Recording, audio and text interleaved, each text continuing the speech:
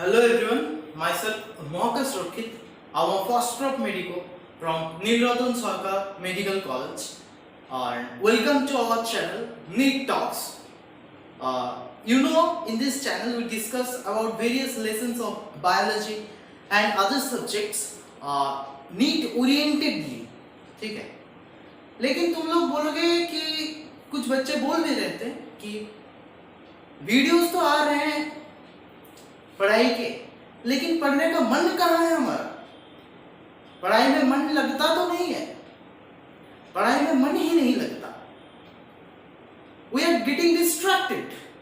Distraction forces are overpowering our concentration force. हम study में जितना कंसेंट्रेट कर रहे हैं उससे ज्यादा डिस्ट्रैक्शंस आ रहे हैं हमारी जिंदगी में. तो डिस्ट्रैक्शन से हम कैसे डील करें, उसके ऊपर ही आज मैं ये वीडियो बनाने जा रहा हूँ कि जब मैं भी एक स्टूडेंट था तुम्हारे जैसे 11-12 में नीट के प्रिपरेशन ले रहे थे, तो मेरी जिंदगी में बहुत सारे डिस्ट्रैक्शंस थे. मेरे भी टेबल में पापा का मोबाइल पड़ा रहता था. मेरा मोबाइल नहीं था, लेकिन पापा का मोबाइल एंड्रॉइड फोन पड़ा रहता था. उसमें 4G नेटवर्क था, यूट्यूब था, वेबसाइट्स थे. लेकिन वो डिस्ट्रैक्शन को काबू में रखना है, वो भी एक प्रैक्टिस है. पता है, डिस्ट्रैक्शन को काबू में करना भी, हमारे मेंटल पावर को ट्रेन करना भी एक प्रैक्टिस है. आपको पता है प्रैक्टिस में कितना ताकत है? प्रैक्टिस है क्या? मैं बोल रहा हूं practice practice practice. So what is this practice? What practice means? Practice का मतलब है बार बार करना, करे जाना. कब तक करना? जब तक वो चीज हमें पूरी तरह से ना आए तब तक करना, मरते दम तक करना. ठीक. तो ये प्रैक्टिस की जो जीत होती है अंतिम में, इसका भरे भरे उदाहरण हमको मिलेंगे अगर हम हिस्ट्री देखेंगे. जैसे कि न्यूयॉर्क में पब्लो पिकासो चल रहे थे and then he was the best artist in the world.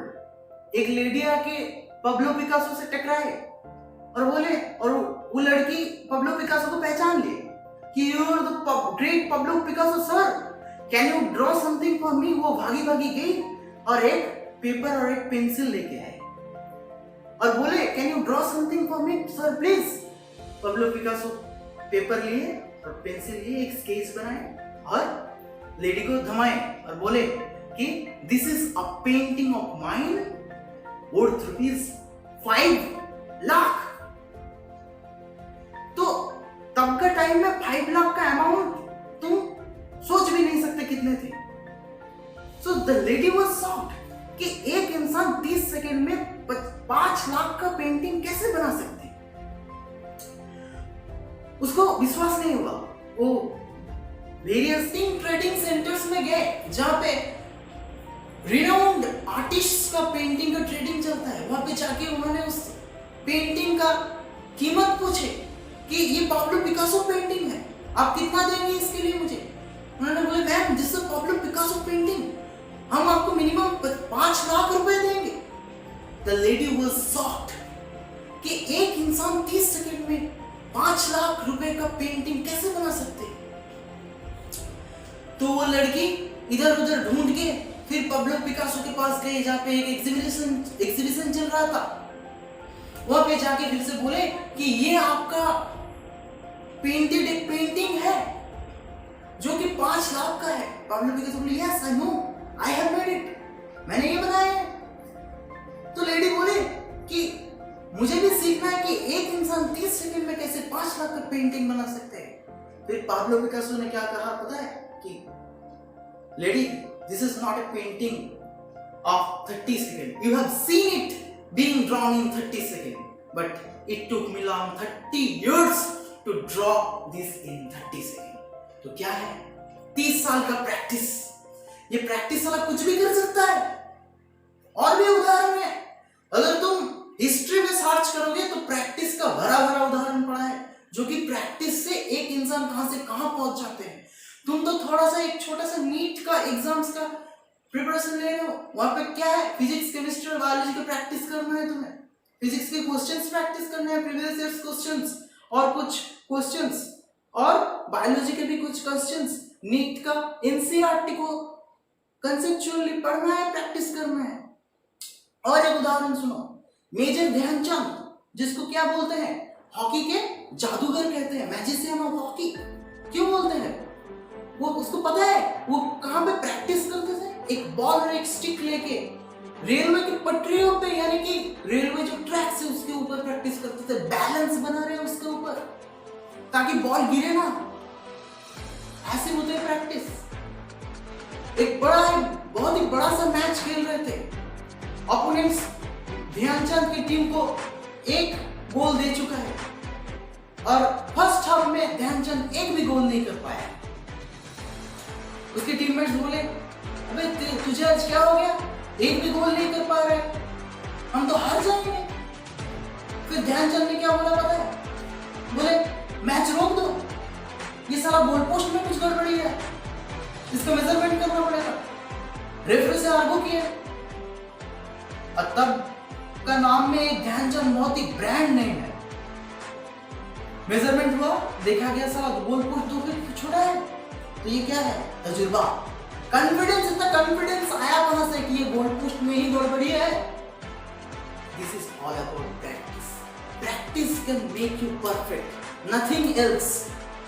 अब ये प्रैक्टिस के बाद अगर हुई गया, प्रैक्टिस के बाद तुम्हें क्या चाहिए? अपना एटीट्यूड ठीक रखना। कि कभी कभी लगता है कि ये क्या मुझसे हो पाएगा? इतना अच्छा स्टूडेंट, 15 लाख स्टूडेंट्स रजिस्टर करते हैं हर साल नीट के लिए, सिलेक्शन होता है 1 या 2%। तो क्या मेरा हो पाएगा? मैं तो एक मीडियोकर स्टूडेंट हूं, मुझसे क्या हो सकता है? नहीं, बिल्कुल हो सकता है अगर तुम एटीट्यूड ठीक रखो। हमेशा ये सोचो कि yes I can do this. अगर इतना सारा बच्चा कर सकता है तो मैं क्यों नहीं कर सकता? मुझ में भी पोटेंशियल है, मैं भी हार्ड वर्क करूंगा, मुझसे भी होगा, मैं भी एक सीट लूंगा। मुझे तो एक सीट चाहिए, मुझे तो 500 सीट नहीं चाहिए, मुझे एक सीट चाहिए। वो एक सीट, जितना भी सीट है 300 सीट है तो 300 में से एक सीट मेरा है। ये एटीट्यूड लेके चलना है। एटीट्यूड की एक कहानी तुमको सुनाता हूं, सुनो। सन 1983 में इंडिया क्रिकेट वर्ल्ड कप जीते, ठीक है? तब का टाइम में वेस्ट इंडीज एक बहुत ही खतरनाक टीम थी, जिसके नाम से हर एक टीम कांपती थी। तो वो वेस्ट इंडीज के साथ फाइनल खेल के इंडिया जीत गई। वेस्ट इंडीज का कैप्टन का कुछ अलग ही फिलोसॉफी था इस मैच के बारे में कि 5 गेंदबाज होंगे, 5 बल्लेबाज होंगे और 1 कीपर होंगे। ऑलराउंडर नाम का कोई चीज नहीं है। बल्लेबाजों को गेंद करना नहीं आता और गेंदबाजों को बल्ला पकड़ना नहीं, ठीक? ऐसी स्ट्रेटेजी से उन्होंने 20 साल रूल किए थे क्रिकेट में। लेकिन उसी टीम को हरा के इंडिया वर्ल्ड कप जीत गई। अब वेस्ट इंडीज को तो लगा कि ये साला 2 टके का टीम साला बंदर होके सर को चाटा, लायन के सिर पे चाटा मार के पेड़ पे चढ़ गया। तो वो क्या किए कि बीसीसीआई से मीट करके एक ओडीआई, 6 ओडीआई और 6 टेस्ट मैच के इंतजाम कर लिए इंडिया के अगेंस्ट। सब इंडिया आगे वेस्ट इंडीज के प्लेयर 6 के 6 ओडीआई हरा दिए इंडिया को। उन्होंने प्रूव कर दिया कि तुम लोगों से गलती से हो गया, तुक्के से जीत गए तुम लोग वर्ल्ड कप। सर हम लोगों के पास ही है, हम ही शेर हैं, ठीक है? अब उसके पास 6 टेस्ट इनिंग्स भी है सारे। एक फर्स्ट टेस्ट इनिंग्स 3.5 दिन के अंदर खत्म, जीत गया वेस्ट इंडीज। दूसरे टेस्ट के पहले मनोवैज्ञानिक को बुलाया, सुनील गावस्कर का काउंसलिंग हुआ। तो सुनील गावस्कर उस काउंसलिंग के दौरान काउंसलर को क्या कह रहे थे पता है? कि Malcolm Marshall is the best bowler in the world. उसने अंपायर के पीछे से दौड़ के आता है, मुझे दिखता तो नहीं है गेंद, मैं कैसे खेलूं? He is the best bowler in the world, उसके सामने मैं टिक नहीं सकता, मैं डिफेंसिव खेलता हूं। लेकिन उसको वो काउंसलर ने समझाया कि Malcolm Marcel may be the best bowler in the world, but you are the best batsman in the world. वो अगर गेंदबाजों का राजा है तो आप भी बल्लेबाजों में से राजा है। तो ये सुनील गावस्कर का तो अंदर का जो सोए हुए शेर थे, उस शेर को जगा दिया गया। वो ऐसे चर्चा हो गई कि ये वेस्ट इंडीज की तो साले माँ की बहन के साले उसकी तो जैसी की तैसी कर देंगे। उसके next second ODI second test series में क्या हुए, पहले ओवर में सुनील गावस्कर ने डिफेंसिव से अटैकिंग खेलना स्टार्ट कर दिया।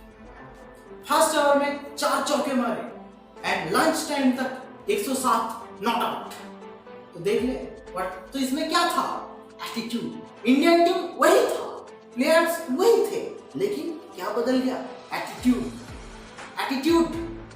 बदल गया।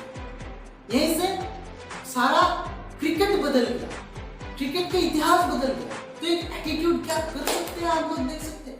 ये एटीट्यूड आया कहां से, मेंटल पावर। ये मेंटल पावर यानी कि हमारा दिमाग, ये भी बहुत पेचीदा चीज है। अगर आप सोचो तो ये बहुत आसान सी चीज है।